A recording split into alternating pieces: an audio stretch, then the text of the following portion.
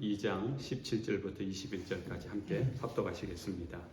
하나님이 말씀하시기를 말세에 내가 내 영을 모든 육체에 부어주리니 너희의 자녀들은 예언할 것이요 너희의 젊은이들은 환상을 보고 너희의 늙은이들은 꿈을 꾸리라.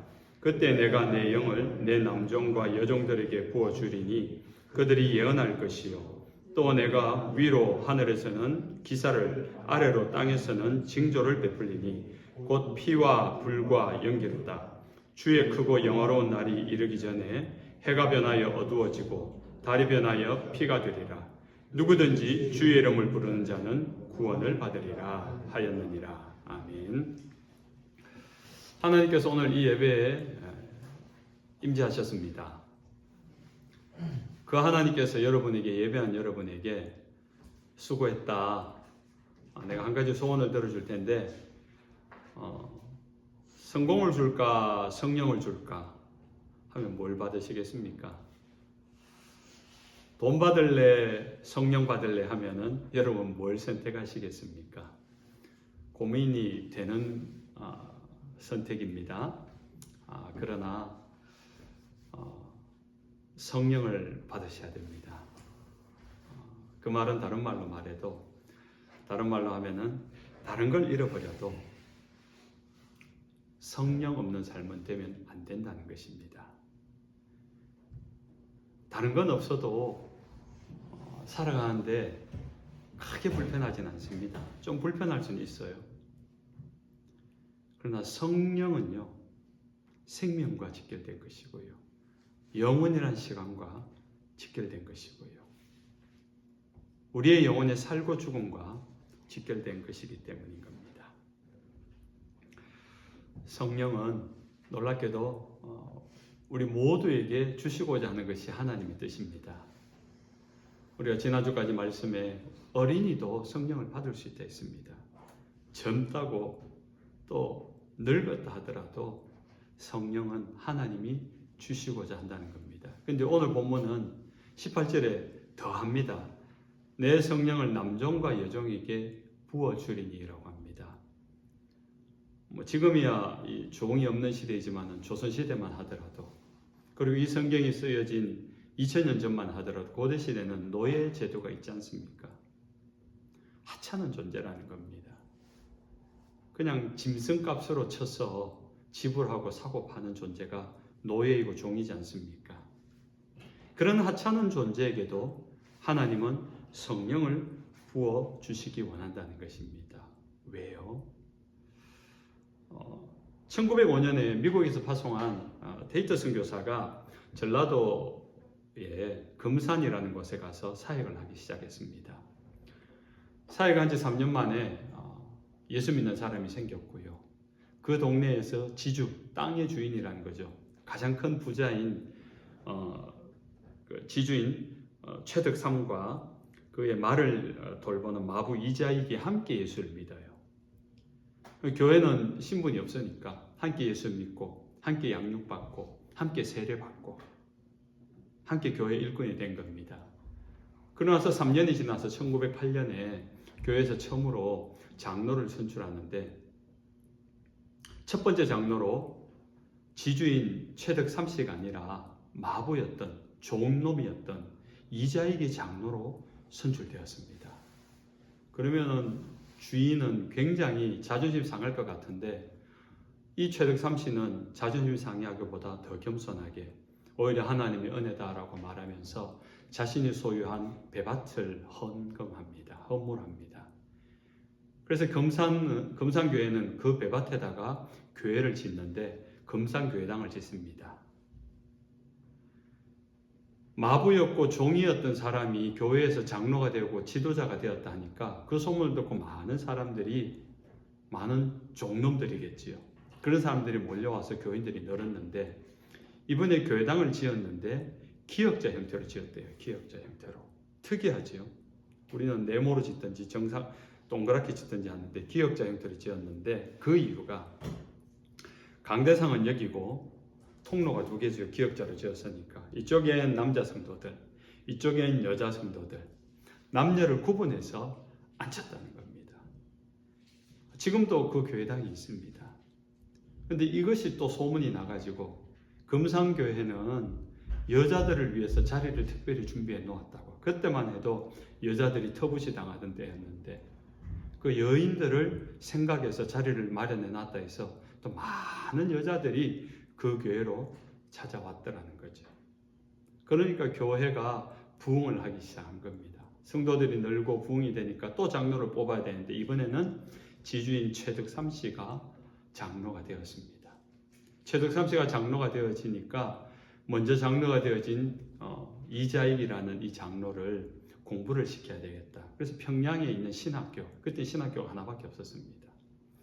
거기에 보내어서 모든 등록금과 생활비 일체를 다 후원해 주었습니다. 이자익 씨가 목사가 되었습니다. 그러자 지주인 최덕삼 씨는 그 종이었던 이자익 목사를 자기 교회 2대 목사로 청빙을 합니다. 청빙을 해서 잘 섬기면서 그 교회를 아름답게 부흥시킨 이야기가 한국 교회사에 기록이 되어 있습니다. 성령이 임하니까 종놈이 장로가 될 수도 있습니다. 성령이 임하니까 종놈이 목사가 되기도 합니다. 성령이 임하니까 주인이 종을 섬깁니다.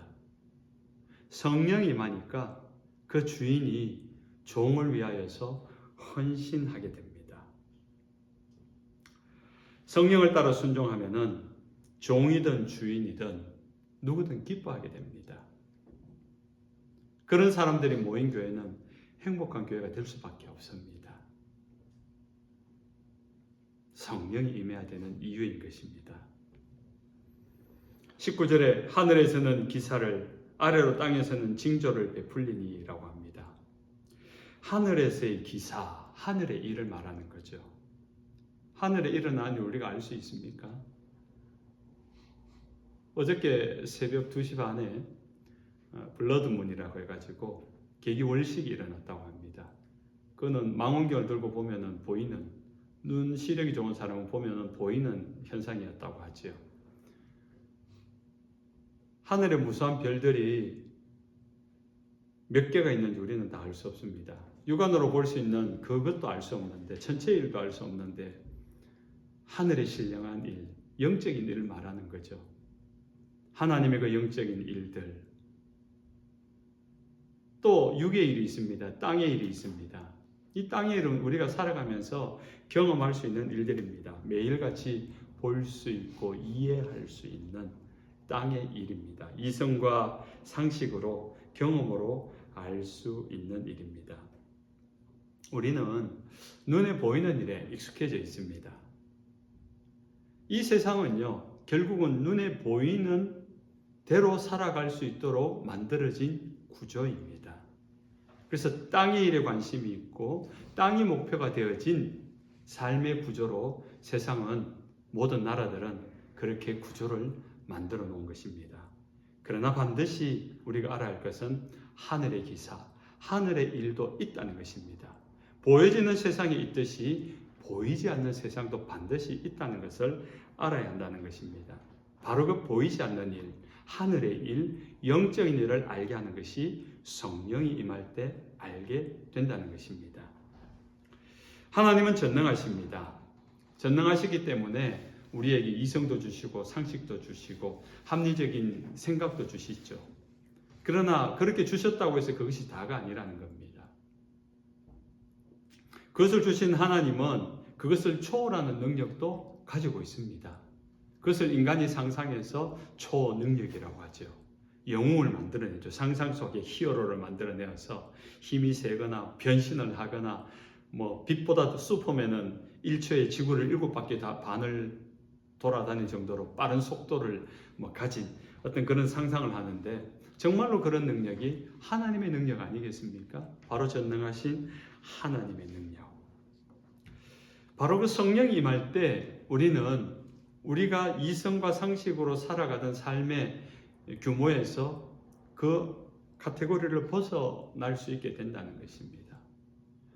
시중에 나온 기독교 책 중에 기적이 상식이 되는 교회라는 제목의 책이 있습니다. 저도 읽어봤는데 성령이 임하면 교회가 이렇게 바뀝니다 라고 그렇게 내용들을 적어놓은 책들입니다.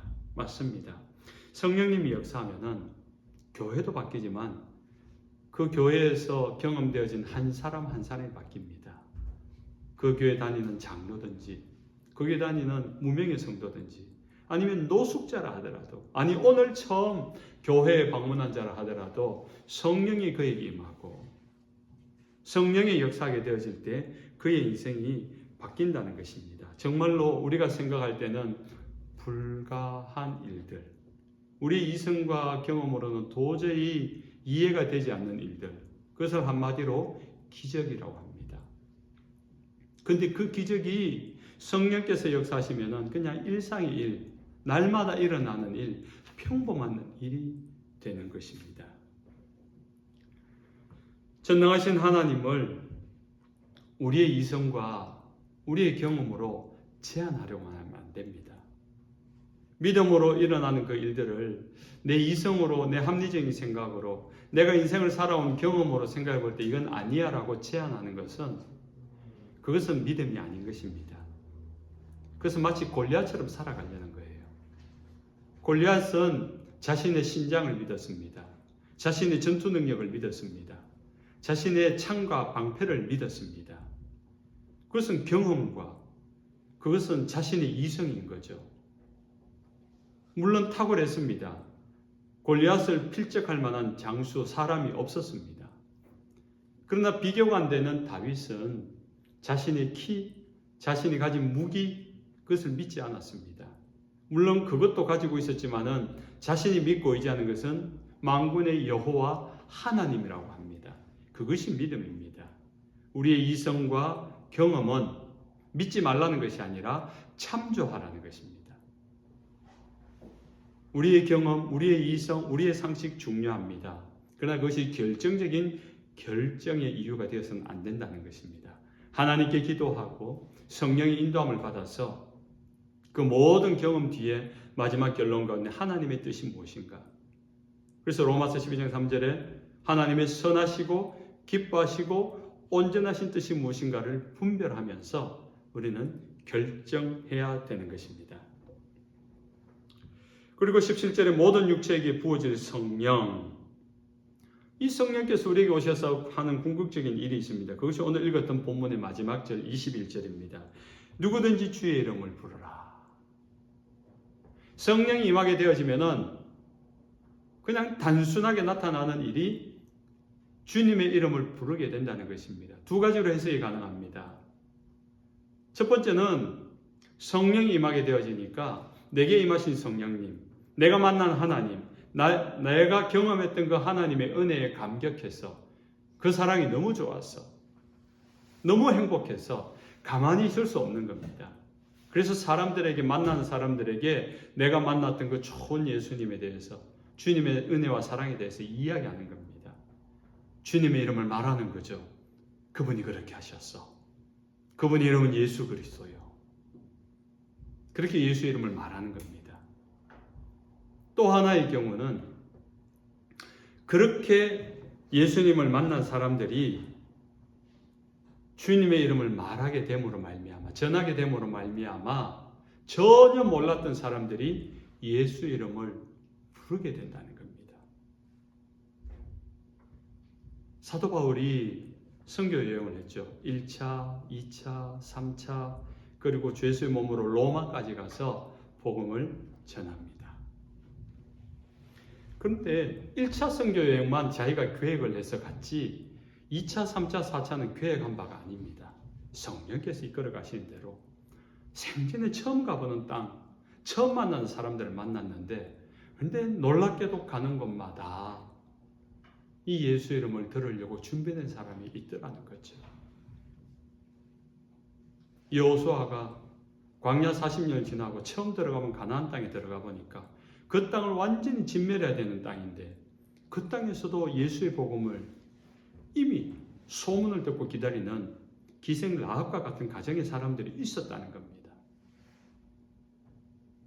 사도 바울이 마게도냐로 처음 들어가서 그 첫 번째 성인 빌립보 성에 들어가 보니까 교회당도 아니고 강가에 기도하러 나갔다가 우연히 만난 사람 자주장사 루디아를 만나서 예수의 복음이 전해지고 그날 믿게 되고 그 사람의 집을 교회로 내어놓는 일이 생기지 않습니까? 전도자 빌립이 사마리아 성에 가서 복음을 전하니까 그냥 사람들이 여기저기서 그냥 기다렸다는 듯이 본물 터지듯이 나와서 그 예수를 믿게 되는 역사가 일어납니다. 그러다가 성령께서 사마리아 성을 떠나서 광야로 가라. 아무것도 없는 광야로 나가서 사마리아 성에서 광야로 갔습니다. 그런데 에티오피아로 돌아가던 4시가 이 광야 한 중간에서 어느 한 지점에서 만났다는 거예요. 그리고 이사야서 53장을 읽으면서 예수 그리스도에 대한 복음을 듣게 되고 궁금하던 차에 우연히 만났던 빌립을 통해서 그 이사야가 전한 예수 그리스도의 복음을 풀어서 설명을 듣고 이렇게 설교를 듣듯이 듣고 나서 내가 예수를 믿는데 문제가 있냐? 내가 지금 세례를 받는데 문제가 있냐? 내가 학습 양육을 받아야 되고 뭐 새신자반 3개월 훈련 받아야 되냐? 이렇게 물었을 때 빌립 전도자가 문제 없다. 당신이 지금 믿는다면 세례 받을 수 있다. 해서 보니까 마침 옆에 작은 오아시스가 있어서 수레선에서 세례를 받고 예수를 믿잖아요. 우리 주변에는 이 복음을 기다린 자가 있습니다. 예수의 이름을 부르려고 목매어 기다린 자가 있습니다. 인생의 갈증을 느끼면서 갈급함을 느끼면서 이 인생을 어떻게 살아갈까? 나는 행복하고 싶은데 행복하지 못하고 고통 가운데 갈망 속에 살아가고 있는데 그 출구를 알지 못하는 자들이 있다는 거죠. 근데 그것이 예수 그리스도라는 것을 모른 채 살아가는 거예요. 인생의 갈망을 가지고 몸부림치며 살아가는 사람이 있습니다. 근데 예수를 만나지 못하니까 다른 것에 빠져드는 거예요. 다른 것에다가 관심을 가지고 투자하는 거예요. 술에 빠지고 중독될 정도로, 마약에 중독될 정도로. 그만큼 그 사람들의 마음들이 허하다는 겁니다. 불안하다는 겁니다. 뭔가에 의지해서 내가 취하지 않으면 정상적인 삶을 살 수 없기 때문에 길을 잃어버린 자들입니다. 그래서 예수님은 나는 유일한 길이요, 유일한 진리요, 유일한 생명이라고 말하지 않습니까? 그들에게 예수 이름을 툭 전하기만 해도 루디아처럼, 간다게처럼, 또 라합처럼 예수를 믿고 예수 이름을 부르게 되는 것입니다. 우리가 복음을 전하는 것을 두려워하면 안 됩니다. 복음은요, 그냥 여러분이 알고 있는 예수님을 말하면 돼요. 마가복음 5장에 보면은 12회를 혈루증으로 평생을 어떻게 고생했던 그 사람이 치유되는 사건이 나오죠. 그런데 그 치유되는 그 첫 시작이 굉장히 상징적입니다. 그의 인생을 쏟아부어서 수많은 의사에게 약사에게 처방을 받고 치료를 받았지만 병이 더 중하여졌던 차에 심각해졌다는 거죠.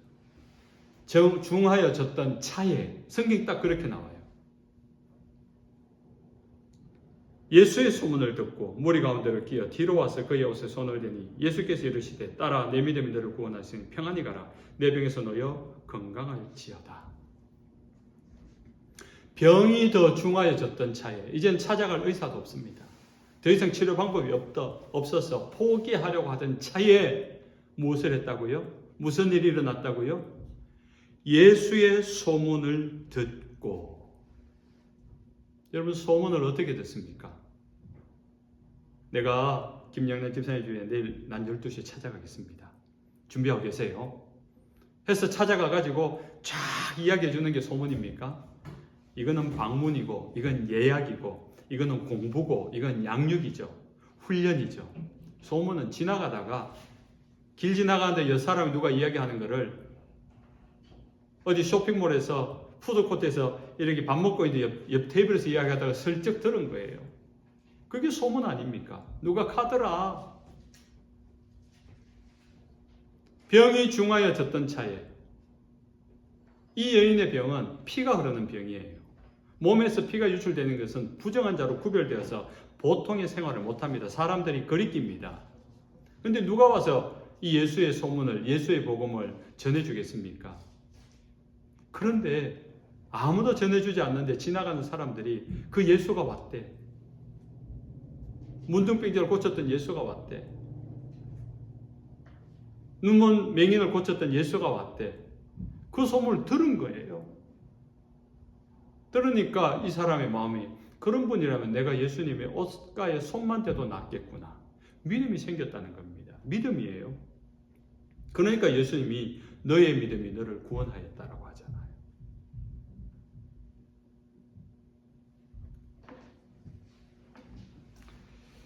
우리 인생이 구원받고 은혜받고 능력받고 행복할 수 있는 유일한 조건이 있다면 그것은 한 가지밖에 없어요. 예수 이름을 부르는 것입니다. 예수 이름을 부르는 것이에요. 여러분 언제 예수 이름을 부릅니까? 자주 부르세요. 여러분이 기억하실지 모르겠는데 아마 이병조 집사님, 김화경 집사님, 김영희 집사님은 안 아실라나 싶은데 옛날 곡이에요. 얼굴이라는 노래를 혹시 아십니까? 동그라미 그리려다 무심코 그린 얼굴. 무심히 동그라미 그렸는데 눈, 코, 입을 그리면서 그게 누구예요? 자기가 연모하는 사람을 그렸다는 거죠. 무심결에 나온다는 거죠. 제가 너무 은혜롭게 불렀죠. 복음성가 같은데. 우리가 주님을 생각하면 하루를 살다가도 무심코 동그라미 그리다가도 주님을 생각나는 거예요. 하늘을 보다가 주님을 생각하는 거예요. 주님.